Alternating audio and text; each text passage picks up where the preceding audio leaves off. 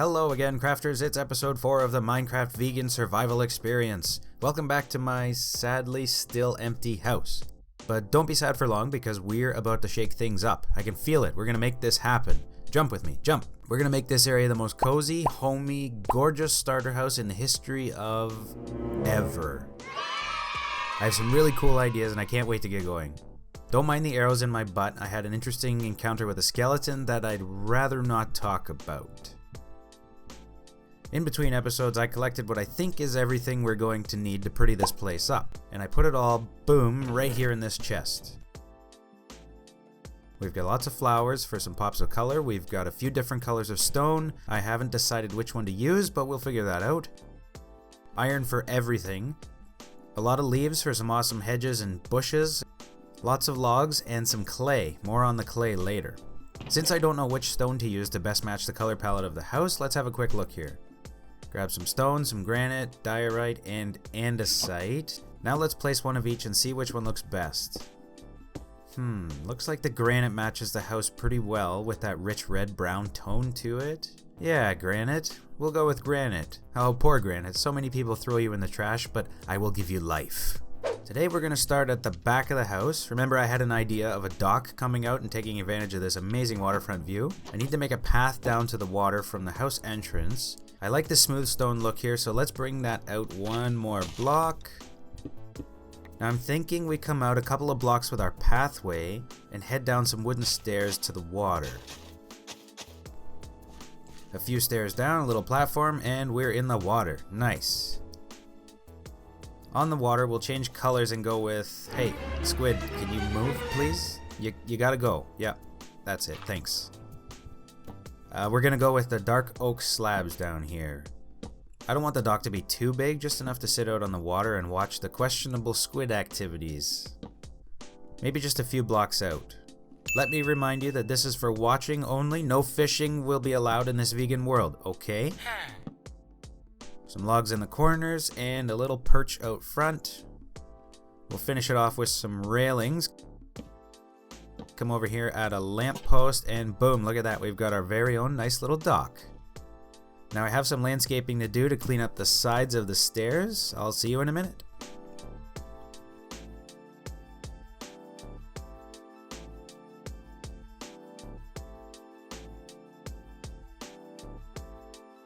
Hey, do you remember that granite that we decided looked good? Of course you do, it was only a few minutes ago. Well, here's the plan. The granite is going to be the edges of our paths. Where's this path going, you're asking? Over to the right of the house, still by the water. I want to make a little gazebo, a nice place to come out and sit, but not exactly on the water. I want it to come out close to the water, kind of in a zigzag way, away from the path. These squid, I don't know about these squid. They seem to be suicide squid. It's weird. So we have to build a kind of platform for our gazebo, and I think we'll do like a step down, a half step down into it. Now gazebos are usually circular, so let's try our best at making a small squarish circle. A squircle, we'll call it. A squircle.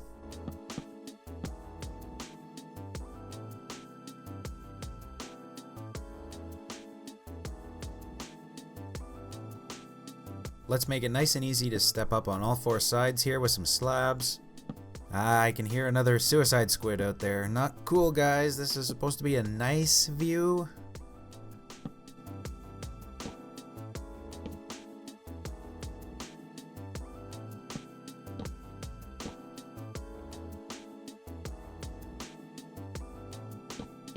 Okay, all 4 sides, and yeah, that works. That's our squircle. To support our roof, I think we're gonna have to have a post on each side of the squircle. About 3 blocks high. Okay, let's get up in the middle here and make our roof out of some oak slabs. I want this to be a pointed roof with an edge overhang, so the slabs have to go upwards towards the middle and down 1 block out from the posts.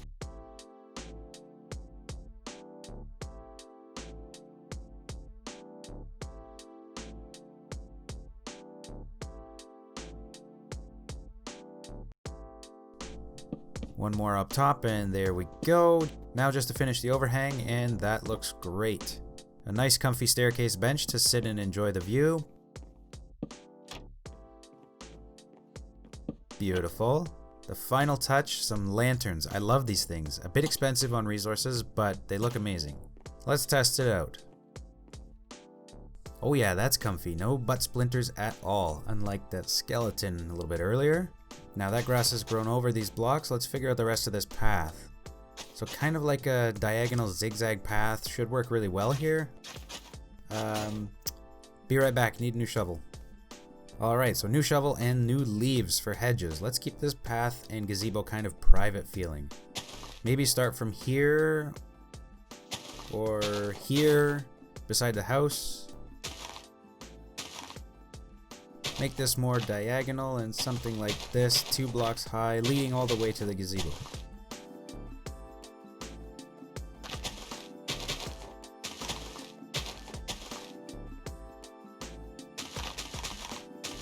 Yeah, that feels nice and private.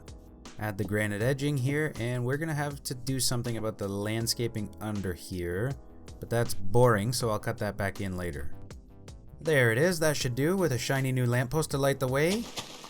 I'm gonna cap this off with a couple of flowers for some color along the path, maybe break it up with some white flowers too.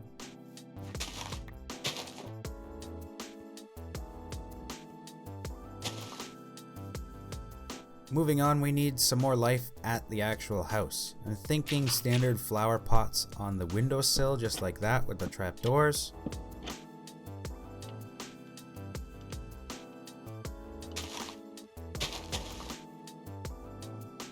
On this side, maybe something a little different. Bigger flowers in the ground instead of their own pots, like sunflowers.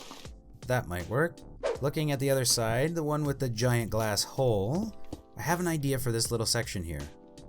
First, we'll add some stones like the front, just extend out a little bit. Then watch this.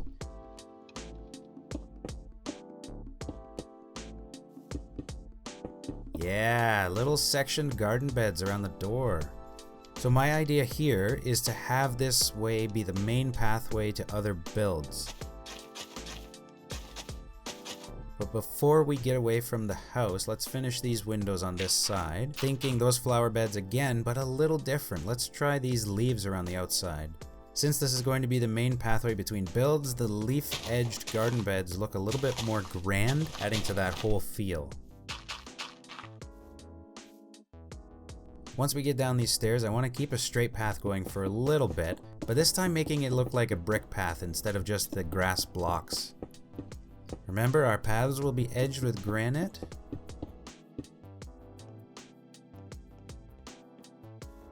Hey, that looks pretty nice. Up against the house beams? Perfect.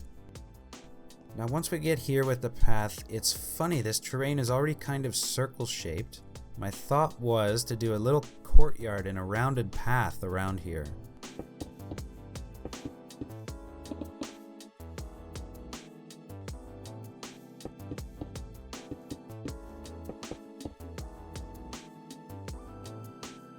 So this might not be a totally round circle, let's say more like an oval shape. This is going to take some time to dig out, bear with me. Something like this shape here. Let's get the rest of it in.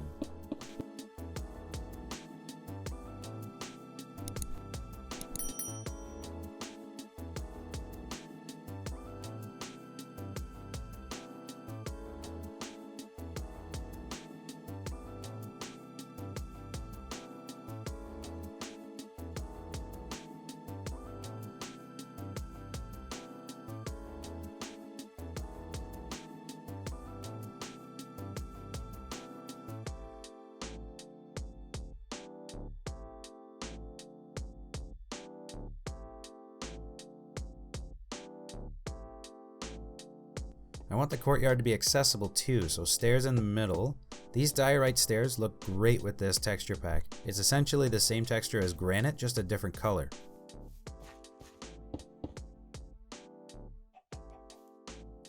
Maybe a couple hedges on this side. I want to run hedges down either side of this entire garden path.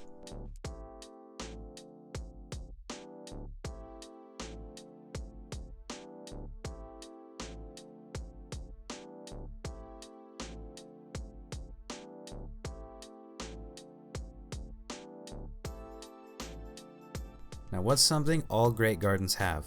Arches. I'm thinking we put one across right here. That's right, a sunset double archway. Bet you weren't expecting that. Okay, so I'm gonna go ahead and add a few things, some lampposts, some flowers, and a little bit of decorations, so I'll check back in a few minutes.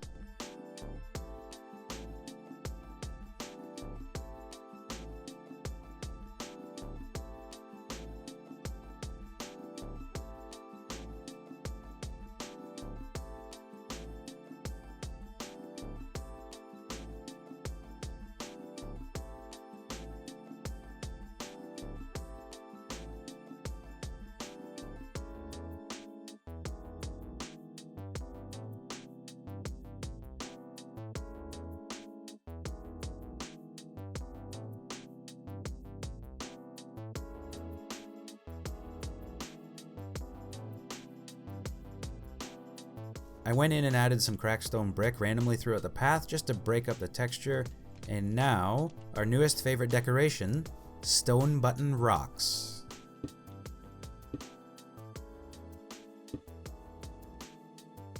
Adding these in your builds is great because they just add a little bit more detail on the ground, like small rocks or pebbles lying around, or just uneven bricks. There's a nice flexibility with them because you can place them facing different directions. Be careful though, it's easy to overdo it with these and make your build look cluttered. The key is to scatter them randomly and keep them spaced out. Okay, now that the outside is looking nicer, it's time to move inside, finally. Now, even though the house is big, I don't want to clutter it too much. I want to focus on a few pieces of furniture and little decorations just to make it feel a little less like a big empty room.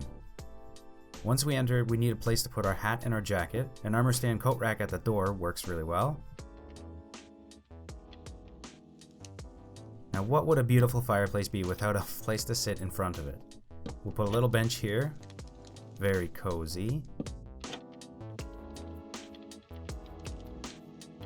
This is the side of the house that our minecart is going to be dropping things off from our mine shaft, so we need some furnaces in here to smelt that ore. Stone brick walls connect nicely to the furnace ovens to make an exhaust pipe or a chimney up top.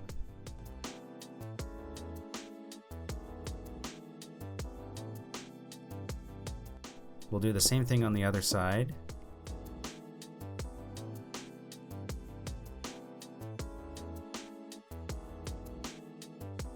There we go. Our kitchen workstation. A couple of work tables right beside the minecart drop spot. There's a lot of empty space behind the fireplace too. Let's add a little side table and some seating. I can just picture a wise old traveler having a seat and playing chess back here. So pillagers stopped by, not the wise old traveler I was hoping for. You may not pillage here, just look around, it's empty. I got nothing, move on.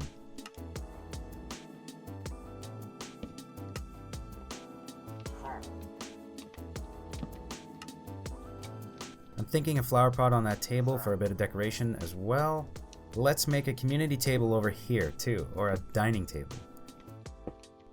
With some stone slabs for chair bottoms and wooden slabs for a tabletop.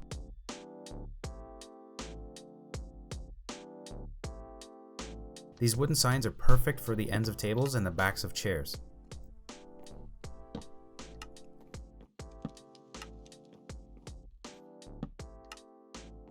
We also need a place to put all our stuff when we're not down in the mine shaft, so until we build a storage facility, this wing of the house can be dedicated for storage.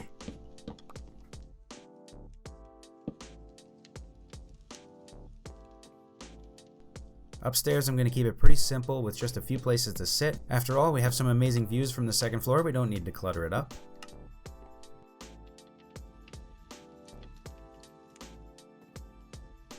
I'm trying to mix up the materials here just to keep it all from looking too much the same. A little trick when you have more than one similar structure or piece, just change the color. There, a few cozy benches to enjoy the view or maybe get away from the noise downstairs. I don't know, maybe it's a busy place. Maybe there are annoying traders with llamas inside. I just don't know. I've got our bed. Let's make this more of a bedroom with adding some bookshelves. You should always have books ready where you sleep. That's our cartography table as a nightstand.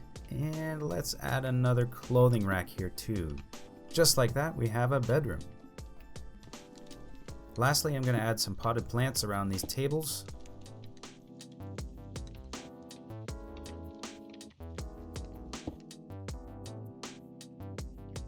So I started building down here beside the path because here, let me show you. There's some water down here, and I thought this would be cool to do something with water at the side of the path. Let me dig this out. I'll show you what I have in mind. Aha, we're making a pond. Here's the basic shape, but we do need it to go deeper. I'm bringing in some sand and some clay like you would normally see underwater as well. Some cobble slabs for underwater rocks. Hit the bottom to grow some seagrass, and wow, that adds a lot of color and life to this. I like how we've been using hedges, so let's section this off and make a nice private walkway.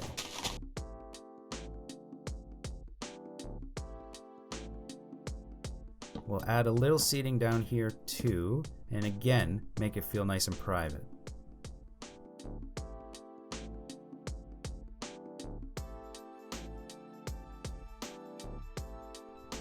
The edges of the pond are pretty empty, so adding a few plants around the outside will really help. I've got a cool idea for lighting back here too. Let's make our first jack-o'-lanterns of the vegan world. Now where's the best place to add some light? We've got a lamp post up there, so maybe under this grass block here.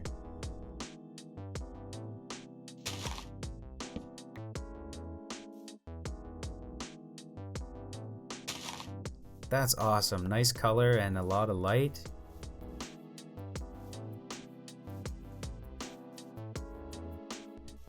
Another one over here should do it.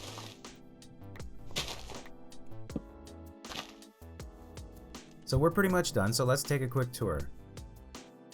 At the back of the house I added some flowers and grass to fill in this section here. And down the stairs we have our no fishing dock. Short on squid right now because they all seem to kill themselves. It's really weird. Heading up, there's more grass and flowers along the pathway to the gazebo.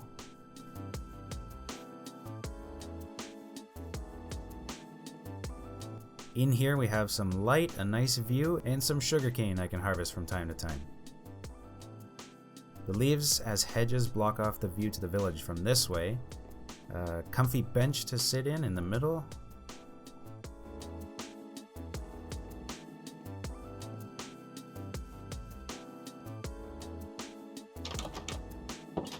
Inside, if I had a hat, I would put it here.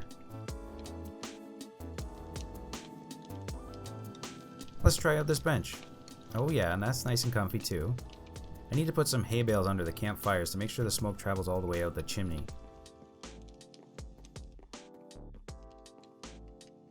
Our workstation section with ovens, chimneys, and a few work tables.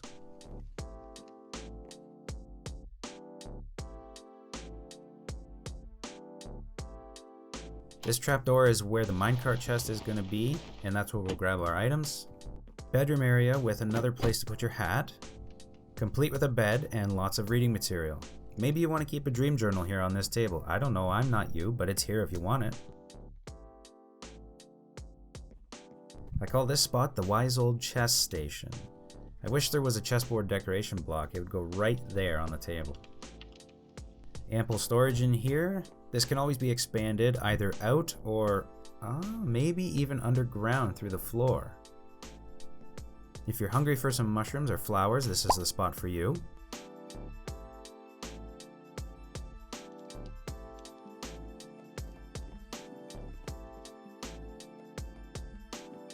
Moving upstairs, you can pick your own bench for the view you desire.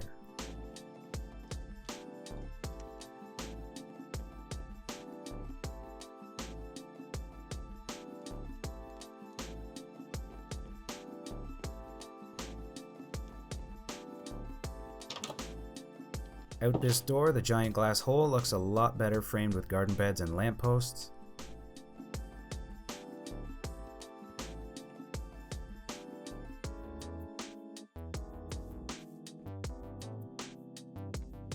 This path leads us down some steps to the double arch into the courtyard. There's a ton to do here still.